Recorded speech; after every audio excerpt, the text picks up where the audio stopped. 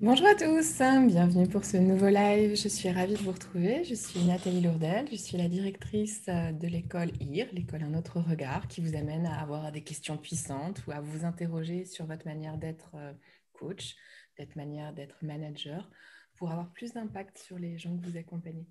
Pour démarrer, je vais vous poser quelques images, quelques réflexions sur comment faire pour trouver les questions les plus impactantes, les plus puissantes pour accompagner les changements. La première chose, c'est éviter les questions inutiles.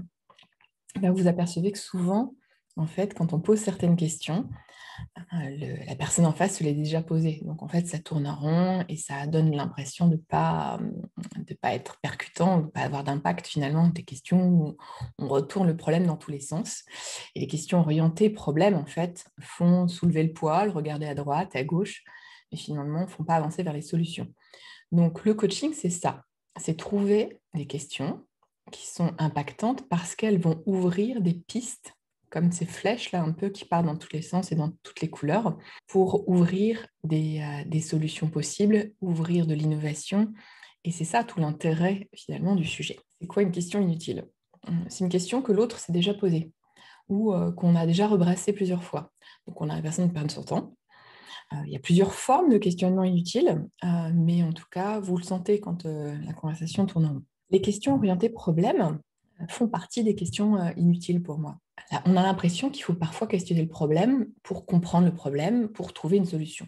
Si c'était simple, la personne aurait déjà trouvé une solution. Donc généralement, il n'y a pas besoin de tourner le problème dans tous les sens. Il y a besoin des éléments de contexte, il y a besoin de savoir où on en est aujourd'hui. Mais souvent, toutes les questions de cet ordre depuis combien de temps le problème dure, quelle couleur il a le problème et quel poids il fait, et pourquoi tu te retrouves avec ce problème. Et d'ailleurs, cette question du pourquoi, je vous invite à l'éviter, parce que le pourquoi va creuser le problème. Pourquoi tu t'es retrouvé en tant que manager dans cette difficulté? Ça sous-entend quelque part pourquoi? C'est-à-dire que tu n'as pas agi correctement, ou en tout cas que tu n'as pas été bon manager. Donc ça remet en cause la personne. Les questions comme ça, les questions avec le pourquoi, sont des questions qui finalement remettent en cause la personne. Ça n'aide pas forcément à avancer parce que ça déstabilise, ça met en porte-à-faux, je dirais ça comme ça. Il y a d'autres formes de questions qui sont des questions orientées et qui ne sont pas utiles finalement. Donc ce que j'appelle questions orientées, c'est questions orientées problème, on creuse, on tourne en rond autour de problème, ou questions orientées solution. C'est-à-dire que j'ai une idée. Ah, si y a des tensions dans ton équipe, c'est peut-être parce que tu n'as pas fait de bilan, il faut que tu me mettes à plat et que tu te positionnes différemment en tant que manager ou que tu sois un manager plus directif. Du coup, au lieu de te dire, par exemple, est-ce que tu as pensé à avoir un autre style de management? Certes, c'est une insinuation, ce n'est pas une question ouverte, c'est une question qui te donne la solution. Alors, soit c'est ce que tu attendais, et là, ok, en tout cas, je te donne une direction, mais est-ce que tu as pensé à ça? Sont pas des questions waouh, une question impactante, ce serait une question qui va t'ouvrir toi-même à trouver une solution. Et là, on est dans un autre univers, on est d'accord? Donc, toutes les questions qui sont orientées sur le problème ou les questions qui t'apportent, sous couvert de questions, une solution, sont pour moi pas des questions de coach professionnel, sont des questions qui peuvent avoir une forme d'utilité, mais qui ne sont pas des questions puissantes. Alors la question puissante, c'est quoi? Donc on évite les questions orientées, on évite les questions problèmes. La question puissante, c'est une question qui va donner plein de possibilités nouvelles. C'est comme si une fenêtre s'ouvrait dans l'esprit de la personne, lui permettant de trouver des pistes auxquelles elle n'a pas encore pensé, mais vraiment des couleurs, des directions qui sont complètement nouvelles. Alors l'art de questionner, c'est plus facile à dire qu'à pratiquer, parce que je vais vous donner quelques exemples de questions puissantes ou des questions impactantes. Mais j'ai envie de vous dire, ce qui fait la puissance, c'est le moment à laquelle vous la posez et la justesse dans la forme que vous utilisez. Donc, par exemple, donc, que ressens-tu? Ça peut être hyper puissant si la personne elle commence à avoir une émotion et qu'elle n'a pas l'habitude d'accueillir, elle est plutôt dans le mental. Donc là, la questionner pour qu'elle l'ouvre à ses ressentis, ça va être une question hyper impactante. Et si tes larmes pouvaient parler, elles diraient quoi? Et comment ça serait si tu avais déjà réussi? Ça peut être une question puissante si la personne elle a du mal à se projeter dans le futur gagnant. Si elle est dans « je ne vais pas y arriver », des choses comme ça. Sur quoi tu as envie d'avancer en premier? Ça peut être une question hyper impactante pour la personne, si elle a plusieurs chemins et qu'elle ne sait pas où avancer. Mais si le problème, c'est qu'elle ne sait pas où avancer, ben elle te dit, ben justement, je ne sais pas, c'est pour ça que je viens de te voir. Et donc, la question, elle la renvoie à son impuissance. Et donc, cette question qui a l'air puissante pour une personne pourrait être complètement bloquante ou paralysante pour une autre qui sont piégées parce qu'elle ne s'est pas décidée entre ces différents chemins. Une question qui te dit, qu'est-ce qui te permettrait d'avancer? Ça peut être une question hyper stratégique. Si la personne, elle reste dans la théorie et pas dans l'action, c'est la remettre dans le premier pas. Mais là, elle devient puissante, la question, si justement c'est le moment déclencheur pour ouvrir à cette personne. Donc voilà des exemples de questions puissantes. Et j'ai envie de vous dire, ce qui va compter, c'est la formulation. Vous voyez, là, c'est des formulations génériques, mais c'est la formulation précise. C'est vraiment comment vous faites une question laser. C'est une personne qui vous dit, j'ai du mal à avancer, je suis un peu dans la procrastination. Là, peut-être que la question, on réutilise le mot avancer, en fait. Toute la stratégie est de parler la langue de la personne que vous accompagnez. Donc, reposer la question, qu'est-ce qui te permettrait d'avancer? Si elle vient d'utiliser ce mot avancer, ça peut être stratégique. Mais parfois, ce n'est pas la bonne question. Donc, j'ai envie de dire, il n'y a pas une forme de question puissante, il y a un art de questionner en ajustant la tonalité, en ajustant le style, en ajustant le contenu de la question pour qu'elle devienne ouvrante. Et ça, en fait, ça s'apprend parce que généralement, une personne qui a un problème, ça ressemble plutôt à ça. C'est-à-dire quelqu'un qui est là, qui vous raconte qu'elle a essayé ci, qu'elle a essayé ça, qu'elle procrastine toujours, qu'elle n'avance pas sur la création de son entreprise, et elle vous sort les difficultés financières, et puis des difficultés à trouver les clients, et puis sa peur de ne pas nourrir sa famille, ou sa difficulté à contacter des entreprises pour décrocher des marchés. Et puis elle va vous raconter autre chose, puis les contacts téléphoniques, ça marche pas, et puis les réseaux sociaux, c'est pas mon truc. Donc vous voyez, la personne est en face de vous avec tous ses problèmes, et là, le coach se dit qu'il faut qu'il la fasse avancer. Alors, il y a des coachs qui vont questionner un peu à droite à gauche, et c'est ça souvent, en fait, j'ai envie de dire, le défaut des jeunes coachs ou des coachs qui n'ont pas beaucoup d'expérience.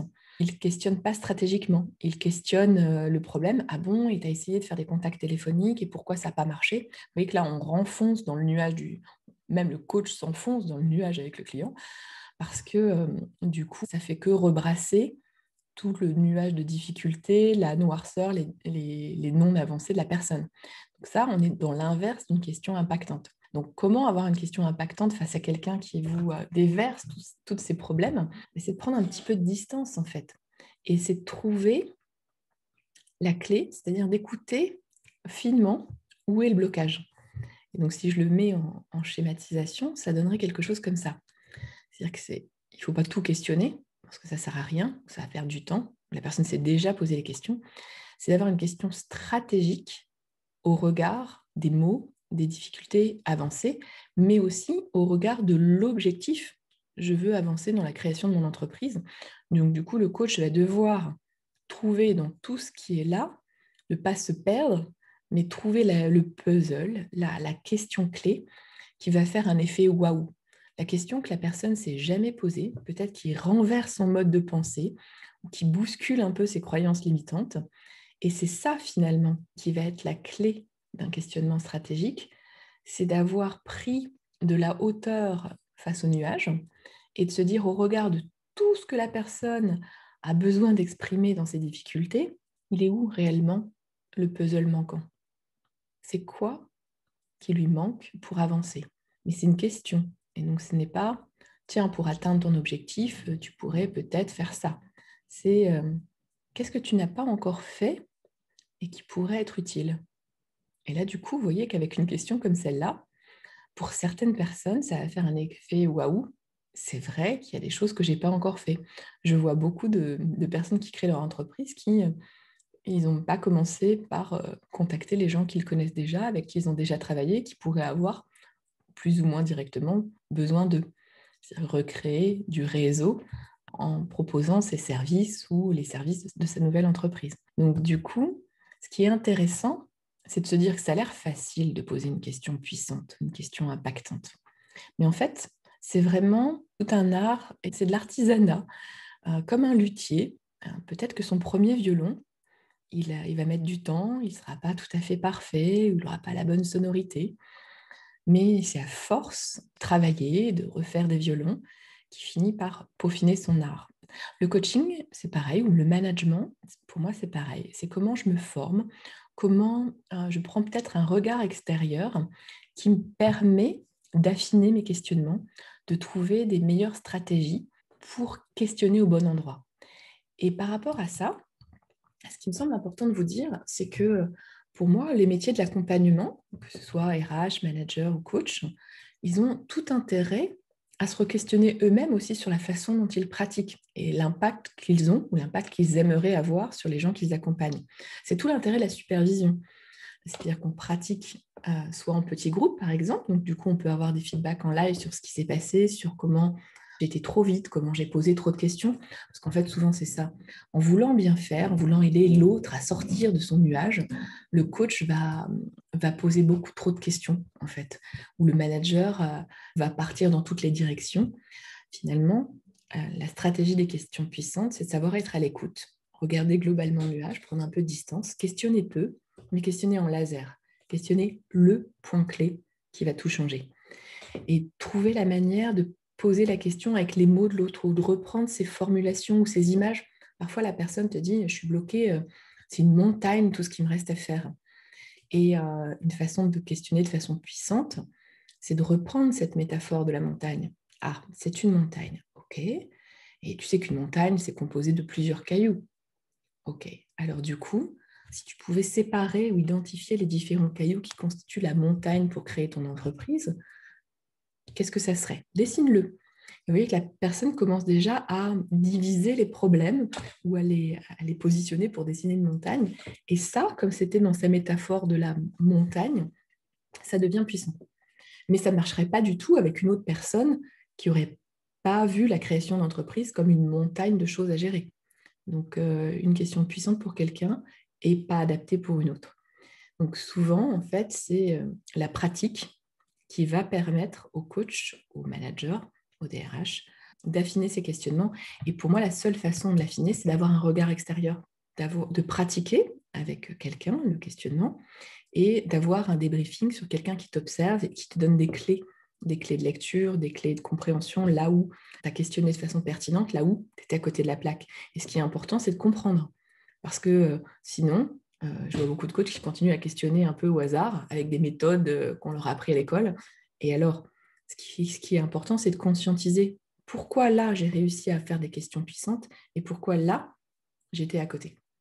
Et c'est cette forme de questionnement finalement qui va être utile, cette prise de conscience sur quand est-ce que mon questionnement il est pertinent, quand est-ce que je suis pas tout à fait opérationnel et pourquoi.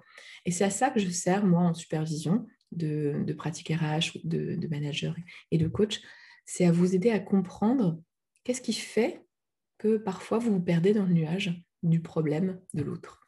Si vous voulez en savoir plus, IR vous propose différents types de formations sur mesure, en petits groupes à chaque fois, de manière à vous aider à monter en puissance, à prendre du recul avec vous-même, à conscientiser, à savoir quelle stratégie utiliser, quel outil, parce qu'on a beau être formé à plein d'outils, je m'aperçois de ça, hein. Beaucoup de personnes sont formées à la communication non violente, à la process com, aux différentes boussoles, les couleurs, des énergies, tout ce que vous voulez. L'important, ce n'est pas l'outil. L'important, c'est de savoir quand je l'utilise, pourquoi je l'utilise avec ce client ou pourquoi je ne l'utilise pas, pourquoi j'utilise à tel moment et pas à tel autre. Et c'est d'avoir conscientisé sa pratique, d'avoir cette capacité de recul sur soi-même qui fait qu'on devient particulièrement efficace et particulièrement pertinent et impactant. Et souvent, il y a beaucoup cette question qui revient, pourquoi les coachs n'ont pas assez de travail? Souvent, je pense que c'est parce qu'ils sont peut-être pas assez impactants. Les coachs qui sont impactants, ils sont recommandés. En tout cas, quand j'accompagne un client en 1 heure à changer de mindset, à avancer sur son problème, il va se souvenir de ça. Et si quelqu'un lui dit j'ai besoin d'être soutenu ou d'accompagné, c'est moi qui va recommander. Ce qui fait que finalement, le bouche-à-oreille se développe et la pratique aidant, plus ça va, plus je pratique. Donc, plus je pratique, plus j'ai de gens qui parlent de moi. Et plus je pratique, plus j'améliore ma pratique, puisque je suis supervisée en permanence. Et donc, du coup, je suis de plus en plus impactante finalement. C'est une boucle de rétroaction positive qui me permet d'avancer. Et puis, si vous voulez en savoir plus, Vous pouvez me retrouver sur la chaîne YouTube. Donc, vous avez toutes ces petites vidéos comme celle-ci qui vous donnent des clés, des outils, qui vous aident à prendre du recul. Vous pouvez aussi aller sur le site internet autrement.com, AUTREMEN, pour retrouver les formations, les exemples, les supervisions aussi, si vous souhaitez vous inscrire. Et si vous avez envie d'avancer, pour moi, la seule question clé, c'est la pratique et la prise de hauteur pour comprendre qu'est-ce qui fait que je suis impactant et qu'est-ce qui fait que parfois je ne le suis pas. Et c'est comme ça qu'on progresse de mon point de vue. Je vous souhaite à tous une journée impactante si vous avez des choses prévues. Et puis, je vous dis à bientôt pour de nouveaux lives, de nouvelles questions et de nouvelles ouvertures sur l'art de questionner.